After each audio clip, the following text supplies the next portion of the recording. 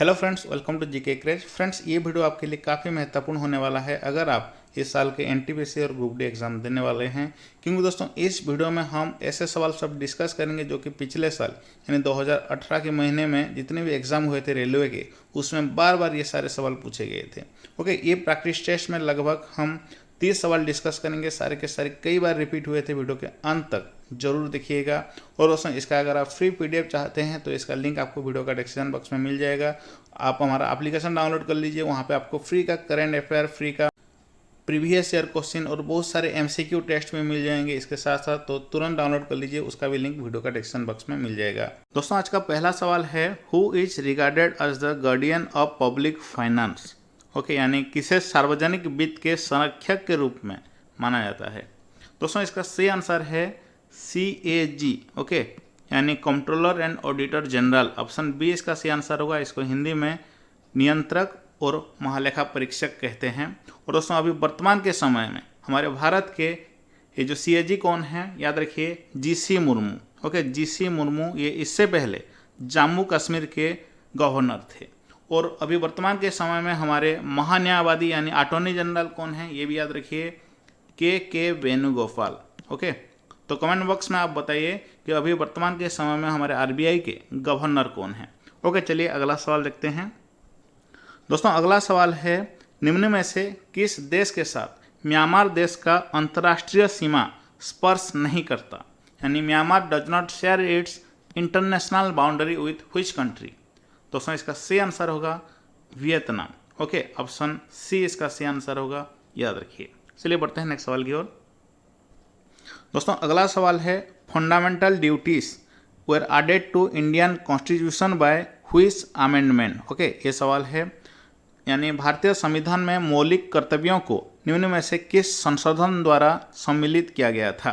दोस्तों, इसका सही आंसर होगा 42nd amendment. Okay, option C इसका सही आंसर होगा, याद रखिए। ये सवाल बार बार रिपीट होता है आपके रेलवे के एग्जाम में।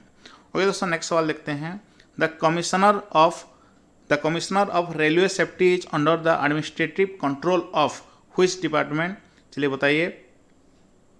सी आंसर होगा दोस्तों मिनिस्ट्री ऑफ सिविल एविएशन, यानी नागरिक उड्डयन मंत्रालय के अंतर्गत आता है। ऑप्शन ए इसका सही आंसर हो जाएगा। चलिए दोस्तों, अगला सवाल देखते हैं। दोस्तों, अगला सवाल है, इसका ऑप्शन नीचे है। चलिए पहले सवाल पढ़ लेते हैं। Who was the first prime minister to address the UN general assembly in Hindi, यानी UN महासभा में प्रथम प्रधानमंत्री जो हिंदी में भाषण दिए थे उनका नाम क्या है। चलिए बताइए पहले। सही आंसर होगा दोस्तों अटल बिहारी वाजपेयी। ऑप्शन ए इसका सही आंसर होगा। ओके, चलिए बढ़ते हैं नेक्स्ट सवाल की ओर।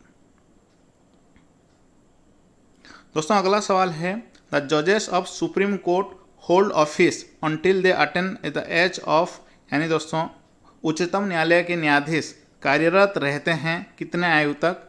दोस्तों, इसका सही आंसर हो जाएगा 75 ईयर। ओके, ऑप्शन बी इसका सही आंसर होगा। चलिए बढ़ते हैं नेक्स्ट सवाल की ओर। दोस्तों, अगला सवाल है, the red blood cells are formed in the, यानी निम्न में से किसमें लाल रक्त सेल्स बनते हैं। RBC ये कहाँ बनता है।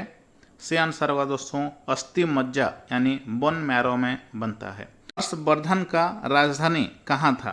Okay, the capital of Harshvardhan was, सही आंसर होगा दोस्तों कनौज। ओके, चलिए नेक्स्ट सवाल देखते हैं। Arya Samaj was founded by home, यानी दोस्तों आर्य समाज का संस्थापक कौन थे। इसका सही आंसर होगा दोस्तों दयानंद सरस्वती। ऑप्शन बी इसका सही आंसर होगा, दयानंद सरस्वती इसके फाउंडर थे। ओके, चलिए नेक्स्ट सवाल देखते हैं। दोस्तों, अगला सवाल है, who certifies a bill as a money bill, यानी दोस्तों कौन एक बिल को धन बिल के रूप में प्रमाणित करता है। सही आंसर होगा दोस्तों स्पीकर ऑफ द लोकसभा, यानी लोकसभा के अध्यक्ष। ओके, अभी वर्तमान के समय में हमारे भारत के लोकसभा के अध्यक्ष कौन हैं, ओम बिरला। ओके, याद रखिए। बढ़ते हैं नेक्स्ट सवाल की ओर। दोस्तों, नेक्स्ट सवाल है, which one of the following began with Dandi march, यानी निम्न में से कौन सा दांडी मार्च के साथ, कौन सा मूवमेंट दांडी मार्च के साथ शुरू हुआ था। दोस्तों, इसका सही आंसर होगा सिविल डिसओबीडियंस मूवमेंट, यानी अवज्ञा आंदोलन इसका सही आंसर होगा। दोस्तों अगला सवाल है hydrogen bomb is based on the principle of what, यानी हाइड्रोजन बम निम्न सिद्धांत पर, इनमें से किस सिद्धांत पर कार्य करता है? सही आंसर होगा दोस्तों न्यूक्लियर फ्यूजन। ओके, चलिए अगला सवाल देखते हैं। दोस्तों हमारा अगला सवाल है इंसुलिन। इंसुलिन का इस्तेमाल किस बीमारी का उपचार के लिए इसका इस्तेमाल किया जाता है? सही आंसर होगा दोस्तों मधुमेह यानी डायबिटीज बीमारी के लिए। ओके, ऑप्शन बी इसका सही आंसर होगा, याद रखिए। चलिए दोस्तों अगला महत्वपूर्ण सवाल देखते हैं। दोस्तों अगला सवाल है बिटवीन व्हिच सिटीज, यानी किन दो शहरों के बीच हिमसागर एक्सप्रेस चलती है? ये जो ट्रेन है हिमसागर एक्सप्रेस, ये किन दो शहरों के बीच चलता है? दोस्तों याद रखिए श्री माता वैष्णो देवी शहर जो कि कात्रा में है, ओके, और कन्याकुमारी, ये दो शहर के बीच में चलता है। ऑप्शन बी इसका सही आंसर होगा। ओके, अगला सवाल देखते हैं। Who is the author of the book I do what I do? Okay, ये पुस्तक किसने लिखा था? Raghuram Rajan. Okay, option C इसका सही आंसर होगा, याद रखिए। बढ़ते हैं नेक्स्ट सवाल की ओर। दोस्तों नेक्स्ट सवाल है atomic number of an element is the sum of what? एक तत्व का परमाणु क्रमांक किसका योग होता है? उसी तत्व का प्रोटॉन और इलेक्ट्रॉन, ये दोनों का योग होता है। ओके, चलिए नेक्स्ट सवाल देखते हैं। दोस्तों नेक्स्ट सवाल है who said awake India and conquer the world by your spirituality, यानी इनमें से किसने कहा था कि जागो भारत और संसार को जीतो अपने आध्यात्मिकता से? ओके, दोस्तों इसका सही आंसर होगा स्वामी विवेकानंद जी ने कहा था। ऑप्शन बी इसका सही आंसर होगा। ओके, अगला सवाल देखते हैं। Which one of the following is no longer a fundamental right, यानी निम्न में से कौन सा अभी एक मौलिक अधिकार नहीं रहा? दोस्तों सही आंसर होगा संपत्ति का अधिकार। ऑप्शन सी इसका सही आंसर होगा, याद रखिए ये सवाल बार बार आपके एग्जाम में पूछा जाता है। दोस्तों अगला सवाल है the first law officer of India is called as what, यानी भारत का प्रथम कानून अधिकारी को क्या कहते हैं? Attorney general of India. Okay, अभी वर्तमान के समय में हमारे अटॉर्नी जनरल कौन है? के वेणुगोपाल। ओके, चलिए नेक्स्ट सवाल देखते हैं। दोस्तों अगला सवाल है 10 रुपया का नोट में किसका आकृति होता है?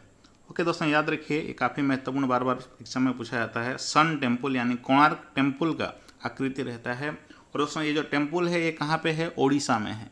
ओके, ओडिशा में स्थित है, याद रखिए। चलिए दोस्तों अगला सवाल लिखते हैं।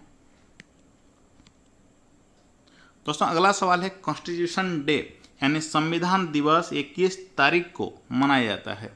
दोस्तों सही आंसर होगा 26 नवंबर को। ओके, ऑप्शन बी इसका सही आंसर होगा। इस दिन को संविधान दिवस के रूप में माना जाता है। ओके, अगला सवाल देखते हैं। Which is the purest form of water? Okay, निम्न में से कौन शुद्ध जल होता है?